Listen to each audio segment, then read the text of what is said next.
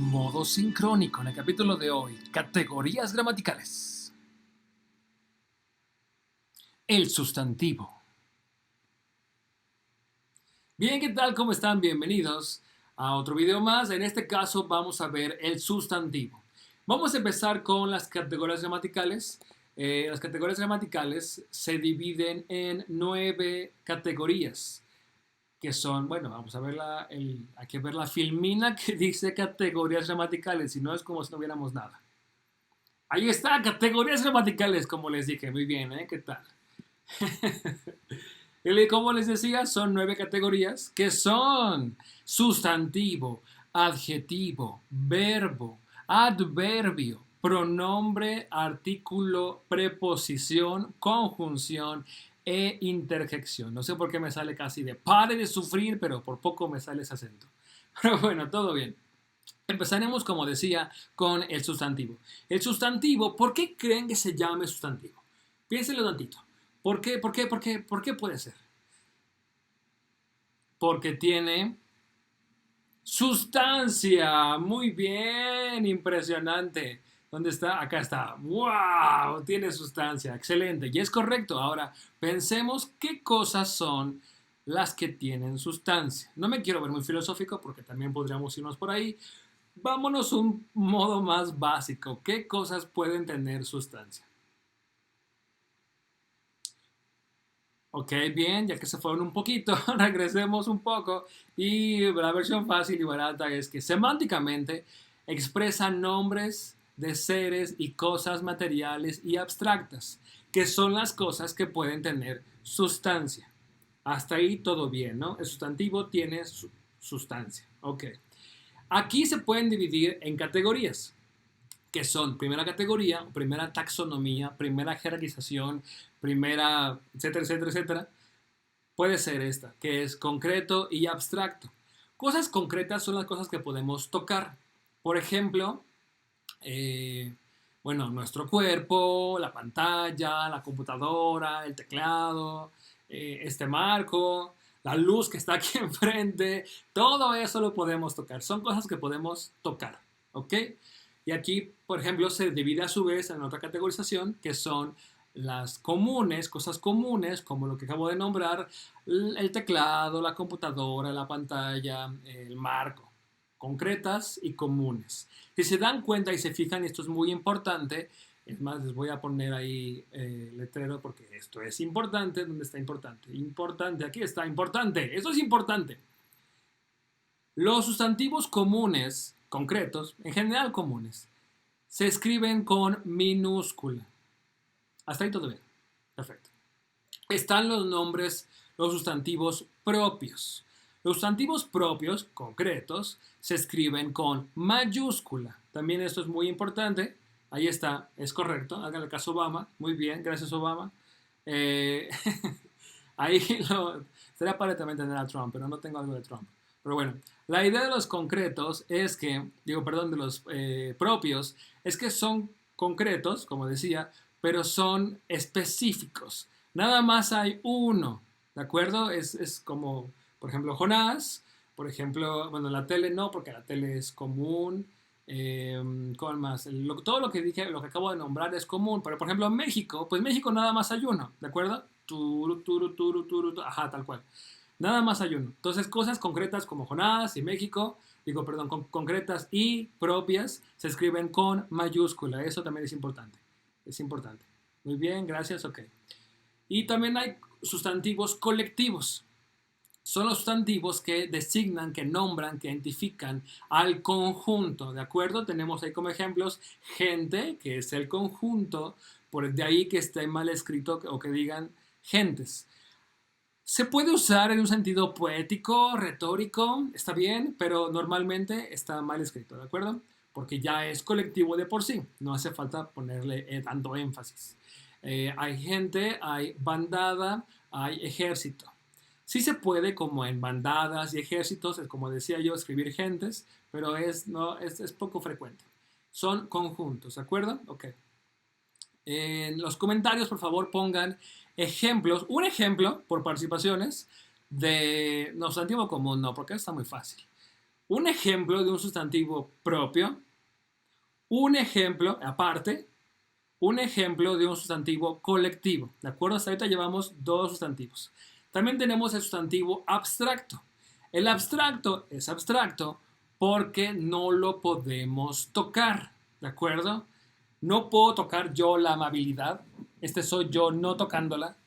No podemos tocar la destreza, la obsesión, la sencillez, la ternura, la vileza, la adultez, la reflexión, el movimiento, etc. Todo eso no lo podemos tocar. Hay más ejemplos. Pongan un ejemplo aparte de sustantivo abstracto. Hasta ahí creo que todo va bien. Llevamos dos categorías que a su vez se pueden dividir en más categorías. Ok, perdón, ahí está. También se puede el sustantivo identificar sintácticamente. Semánticamente, como ya vimos, es lo que significa la palabra en sí. Sintácticamente es qué lugar ocupa dentro de la oración. Versión fácil es, por ejemplo, piensen en Chicharito.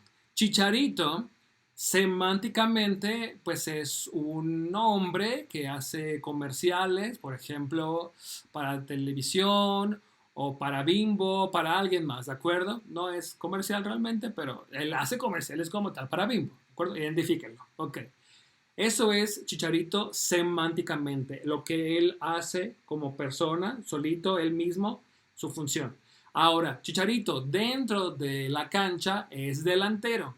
Eso es su función dentro del conjunto. Lo mismo ocurre con las palabras. Las palabras son solas, como ya vimos, sustantivos comunes, concretos, abstractos, etc. Pero también tienen un nombre a partir de la ubicación que tienen o la función que tienen más bien dentro de la oración.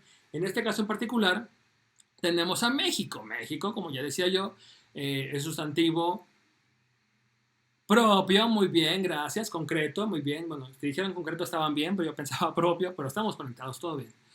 Está el sustantivo concreto, México, y en este caso, en el primer ejemplo, funciona como sujeto, ¿de acuerdo? Como sujeto, es decir, ¿quién hace la acción? Recuerden que el sujeto responde a la pregunta ¿quién? ¿Quién hace la acción? México. ¿Quién es bello? México. Muy bien. México puede funcionar como sustantivo, como sujeto. De igual forma como objeto directo. El objeto directo contesta la pregunta ¿qué? En este caso, bueno, no tengo ningún ejemplo quisquilloso, pero puede ser quisquilloso. Déjenme, le pongo el ejemplo quisquilloso. Ahí está. Quisquilloso, aquí estás. Puede ser quisquilloso porque si ustedes preguntan, normalmente es que más el verbo transitivo. En este caso, amar es un verbo transitivo. Luego veremos qué son los verbos transitivos en otro video. Pero en este caso particular, es que lo digo de una vez porque el objeto indirecto responde la pregunta a quién o para quién, ¿de acuerdo? Eso es muy importante. Es más, de una vez pongo, muy importante. El objeto indirecto responde la pregunta a quién o para quién. Pero en este caso particular, México puede funcionar, es muy bello México, como objeto directo y como objeto indirecto, ¿de acuerdo? Entonces, como objeto directo, yo amo a México, responde la pregunta ¿qué amo? Yo, pues, a México, ¿de acuerdo? Hasta ahí todo bien, nada más que no se confundan porque tiene la preposición a. Ok, está ahí todo bien. El objeto indirecto responde a la pregunta, como ya decía, ¿a quién o para quién? El artista envió un saludo ¿a quién? Pues a México. Ahí funciona como objeto indirecto. Hasta ahí todo bien, ya quedó claro la confusión posible que va a ocurrir en algún momento, pero por ahora no. Todo bien. El objeto circunstancial responde a la pregunta, pues circunstancial, ¿no? ¿Cómo, cuándo, dónde, por qué, para qué, etcétera? Mira, aquí me va a quedar, para que no se vea la luz. Entonces, les decía, todos vivimos en México. Responde a la pregunta, ¿dónde? ¿Dónde vivimos todos? En México. Perfecto. Muy bien, un aplauso. Hasta ahorita van muy bien. ¿Dónde estás? ¿Dónde estás? No puede ser. Aquí está, claro que sí. Aplausos. Muy bien. Aplausos, aplausos. Todo bien. Fantástico. Excelente. Como dice la Roca, excelente. Muy bien. Tenemos complementos adnominales. Lo vamos a ver después porque está un poco quisquilloso. No lo voy a poner porque ya lo puse mucho, pero está quisquilloso. Aquí la pregunta, el complemento adnominal, es que ya desde ahí los perdí. Pero bueno, modificador indirecto también, si me permiten decir, es de México. Va la precisión, la parte particular por ahora. Imagínense que hay gente y tú dices, es como por ejemplo si yo dijera, pásame el termo. ¿Cuál termo? Pues el termo de Jonás. Dices, ok, bien, el termo de Jonás, ¿de acuerdo? Lo que hace el complemento nominal es especificar el sustantivo. En este caso, de Jonás. Ya no es cualquier termo, es el termo de Jonás. Eso es el complemento adnominal. Perfectamente. Y tenemos el agente. El agente aparece en voz pasiva. Recuerden que tenemos dos voces, activa, lo pueden deducir bien, y la voz pasiva. La voz pasiva, en vez de decir México vende petróleo, que sería en voz activa, quien vende México, que es lo que vende petróleo, ahí los invierto y es el petróleo es vendido por México. Lo que está después del por en voz pasiva es México y eso es el agente. Es un poco más fácil, ¿se acuerdan de sus clases de inglés? De inglés. Es muy parecido al passive voice, es más, no es muy parecido, es igual. Entonces aquí en inglés sería the oil is sold by Mexico. Entonces, lo que está después de by, en este caso México, sería agente. No sé si en inglés se dice igual agente y no sé si en inglés estuvo correcto, pero yo asumiré que sí, ¿de acuerdo? Todo bien. Excelente, aplausos para mí por lograrlo. Hasta ahí todo bien. Muchas gracias, La Roca. Qué apoyativo eres. Bien, y perfectamente. En otro video veremos adjetivo. Sean felices.